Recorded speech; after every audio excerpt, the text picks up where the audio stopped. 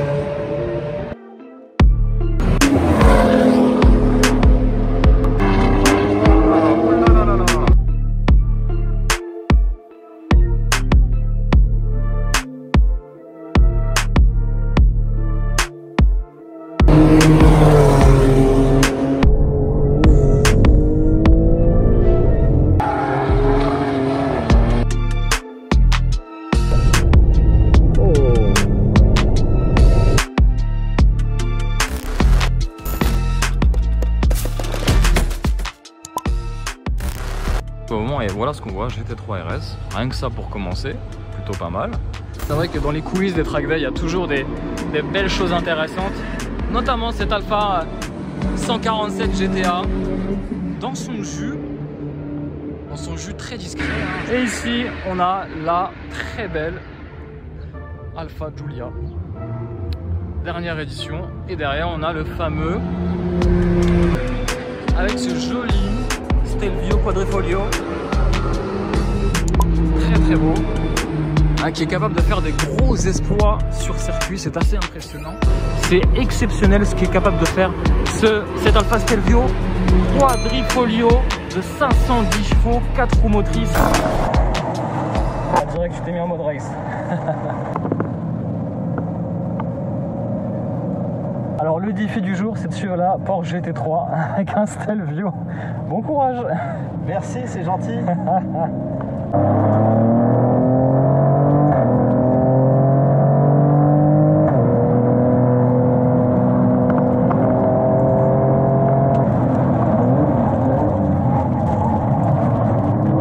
Bon, ça c'est fait. Oh la vache. Putain.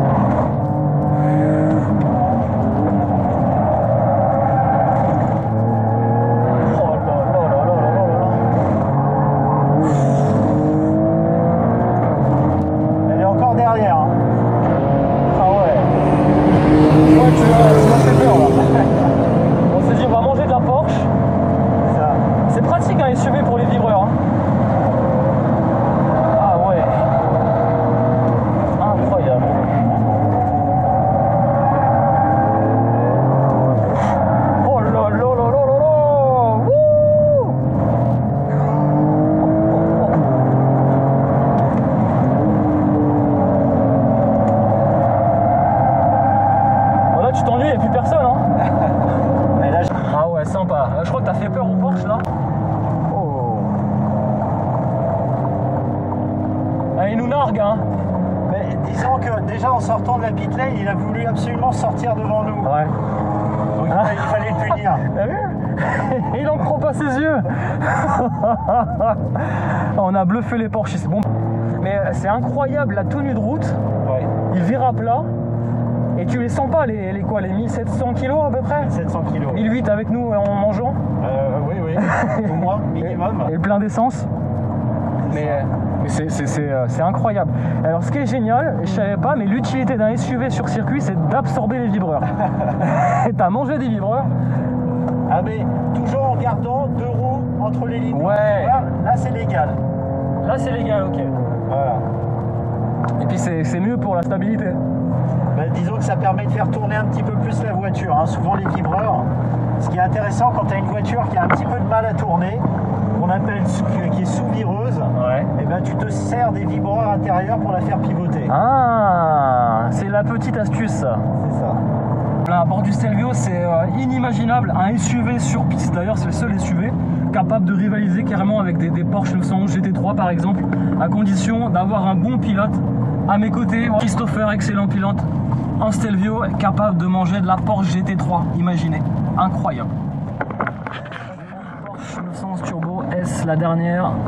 Non, il y a du moment. C'est vrai que sur le plateau, il y a pas mal de Porsche. Hein. Ah oui, Incroyable. Track Day, c'est partout à peu près 80% de Porsche. Ah ouais. En général. Bravo, bravo, génial. Top. C'est juste bluffant de voir le Stelvio parmi toutes ces voitures de course. On retrouve l'Alpine et surtout on trouve les GT3 RS que le Stelvio arrive à faire. Sinon, vous avez de la belle petite M3 avec le petit flag Nerder sur le côté. Vous avez aussi la Mustang Bullitt, voiture exceptionnelle. Alors sur circuit, je pensais pas qu'on était capable de l'amener sur circuit. Ou cette ravissante Audi RS3 qui est capable aussi de faire de bons petits chronos hein, sur le Bugatti, même si c'est pas forcément le meilleur des circuits. Et puis on a cette Porsche 944, alors avec une petite prépa à mon avis, qui a aussi fait le Nürburgring. Très sympa, voilà. Vous avez un panel de voitures qui est assez exceptionnel.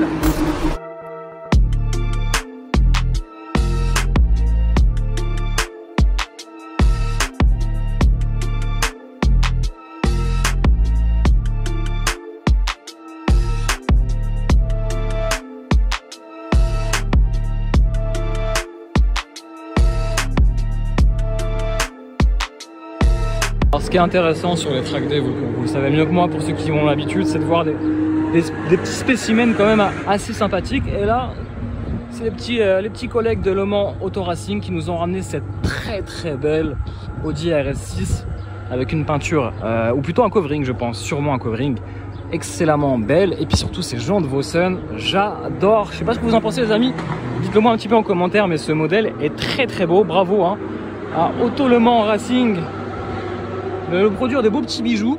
Préparateur Accra. La gomme souffre hein, sur le circuit, surtout sur le circuit du Mans où on atteint des vitesses proches des 220-230 km/h. Et là... Allez c'est parti, quelques tours à bord de cette Alfa Giulia Quadrifoglio 510 chevaux. Allez go.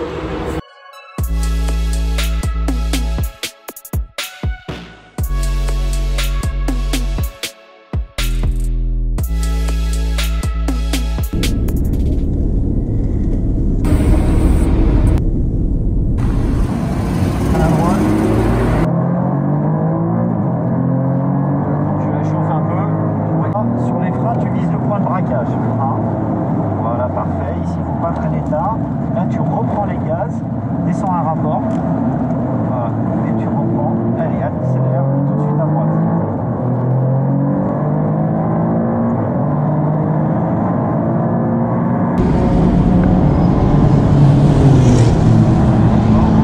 Encore. Léger frein. Ouais, si c'est pas assez de frein, c'est pas grave.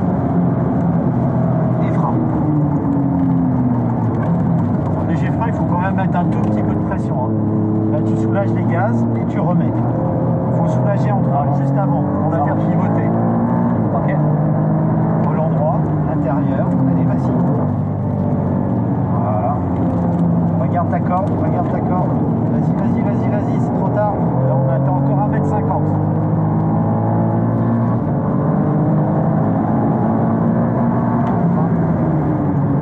Voilà, regarde. Regarde ta corde.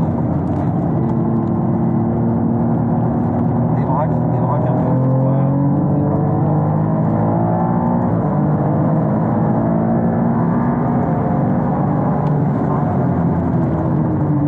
Voilà, tu rates la corde là. Regarde ton point de braquage. C'est ton point de braquage. Voilà. Et maintenant tout de suite corde. Ne perds pas de temps. Voilà. Et tu débraques.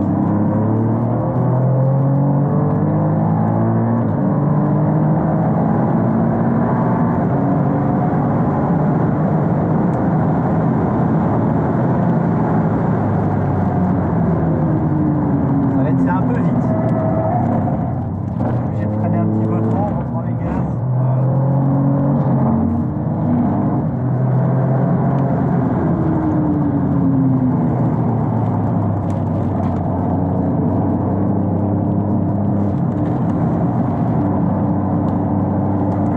Allez, débraque un peu plus.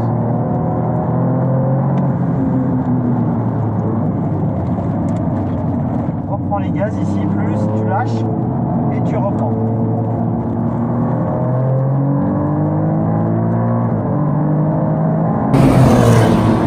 Là, cette fois-ci, je vais mettre un peu plus de frein. Ok.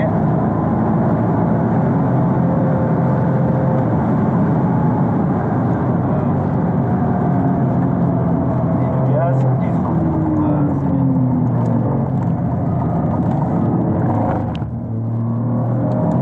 Et là, il faut que tu lâches, tu vois, tu es trop emporté. Ah oui. Il faut que tu lâches les gaz et que tu remettes. Ouais. Voilà, au l'endroit. Et à partir de là, on va rentrer tranquille pour refroidir les freins.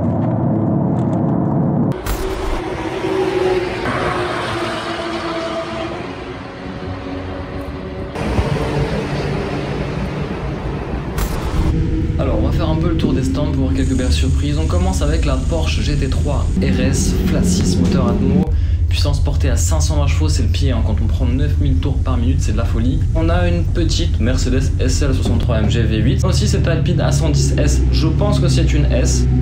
On a aussi cette très belle Ferrari 488 Pista et ses 720 chevaux, une auto taillée pour la piste. Qu'est-ce que je vois, une belle Lamborghini Aventador et son énorme et bruyant V12 707 chevaux.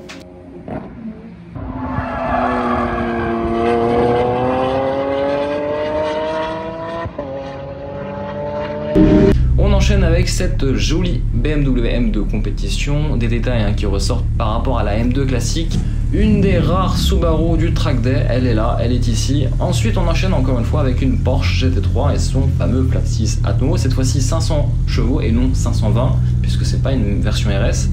Et on a une petite nouveauté, nouvelle Porsche 911 Turbo S de 650 chevaux, des performances qui sont dingues puisqu'elle effectue le 0 à 100 en 2,7 petites secondes. Le lien est fait avec la reine des Porsche juste à côté puisqu'elles font exactement quasiment le même performance sur le 0 à 100 uniquement. Donc voici une véritable pistarde, la Porsche GT2 RS qui développe 700 chevaux. On continue la visite des stands avec encore une fois une nouvelle BMW M2 compétition. Encore une Porsche GT3. Voici la deuxième AMG du track day, la Mercedes E63S AMG V8 biturbo, qui pousse assez fort hein, puisqu'il développe 612 chevaux. Mais on enchaîne avec cette jolie R8, alors V8 ou V10, à vous de me dire. Voici une Lotus Exige, alors je pense que c'est une 410 Sport mais je suis pas sûr, pareil, hein, n'hésitez pas à me corriger en commentaire. On enchaîne encore une fois avec une BMW M2 compétition de chez nos amis bretons de Brace Driver. Et aussi petit clin d'œil à cette petite Porsche Cayman S qu'on a mangé tout cru avec le Stelvio QV de tout à l'heure. Alors le passage sous mes yeux, encore une fois une énième Porsche GT3 qui passe sous mes yeux et on termine le tour des stands avec cette magnifique BM 140i prépa moteur stage 1 de 420 chevaux uniquement sur les roues arrière. Je peux vous dire que ça dépote sur circuit. C'est digne d'une course de 24 heures du Mans, hein. Ça se bagarre beaucoup.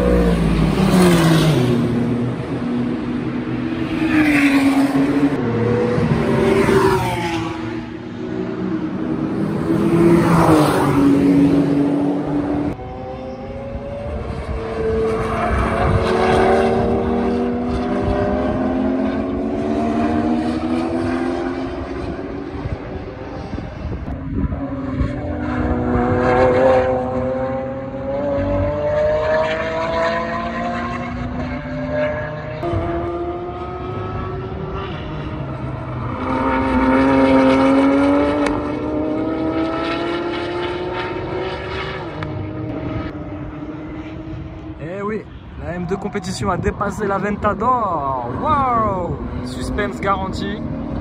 Moi, je pense que l'Aventador elle est plus à fond, elle a plus de gomme là. Attention, dépassement de la Porsche sur la 488. Alors là, on a une Alpine et derrière, il y a les Porsche qui arrivent. Ah, on a une Alpine Cup. Waouh! Sympa.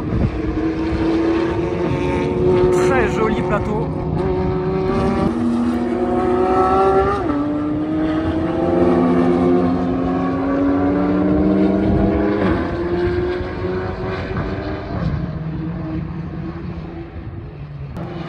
Ça y est, la Bill Cup a dépassé la GT3 RS.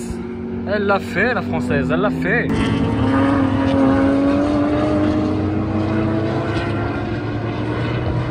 Celle-ci, elle a une histoire particulière, c'est la Ferrari 550 Maranello. Une voiture qui a bouleversé mon enfance. Non pas que j'ai été propriétaire, ou mon père a été propriétaire de cette belle italienne, loin de là, mais c'est que je l'avais en miniature. Et donc j'ai pu y jouer pendant des heures et des heures. Aujourd'hui, elle a pris un petit coup de vieux, je vous le cache pas. Mais c'est vrai que si j'avais un petit peu d'argent, je pense que ça serait peut-être ma future voiture. Ferrari 550 Maranello.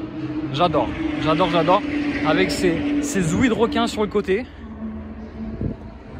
Ces petits clignotants de Fiat multiples là. Oui. Et puis alors, admirez l'intérieur. Alors, c'est une vraie GT, hein.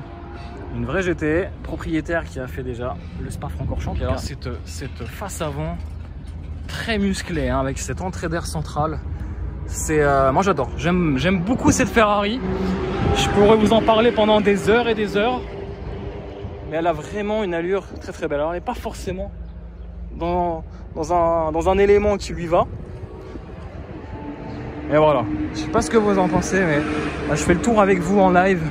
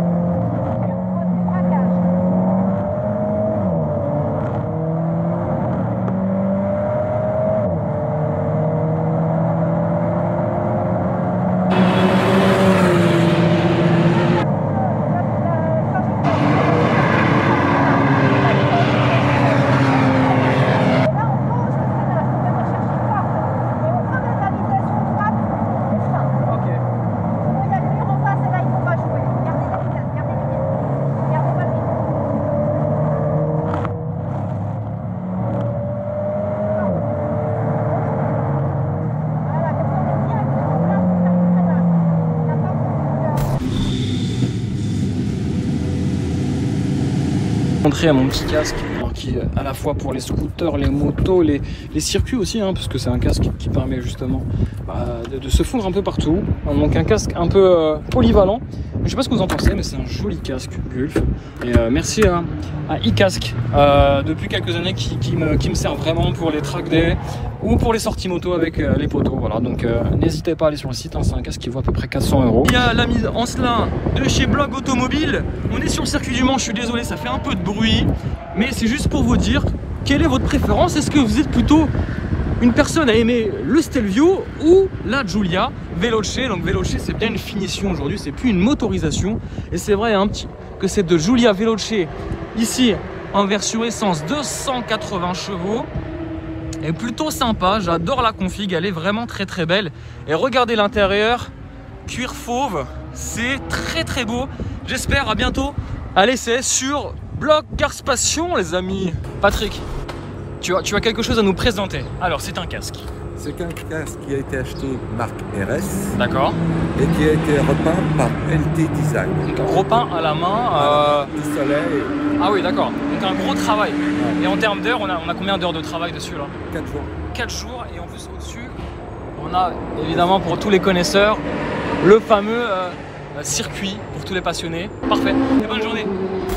Bon, les amis, ça y est. La journée se termine. Track day avec une invitation à Alfa Romeo qui fait plaisir. Et on a pu voir pas que des Alfa Romeo, mais vraiment d'autres voitures. Donc ça, c'est encore super cool. On a pu voir aussi des passionnés, des abonnés, des gens qui sont vraiment animés par la flamme automobile, la passion automobile. Ça fait vraiment plaisir. Moi, je repars cette fois-ci avec mon petit Stelvio Veloce 2 litres de diesel. On contraste fortement avec le Ford Raptor qui est juste là. Donc c'est vrai que ce qui est génial sur ce genre de journée, c'est qu'à la fois on peut conduire, on peut faire du baptême, on peut être surpris par certaines autos, et puis surtout un parking bien fourni en termes de belles voitures. Donc je vous dis les amis, à très vite pour de nombreuses aventures, en vidéo bien sûr toujours sur la chaîne Cars Passion avec Flo. Ciao!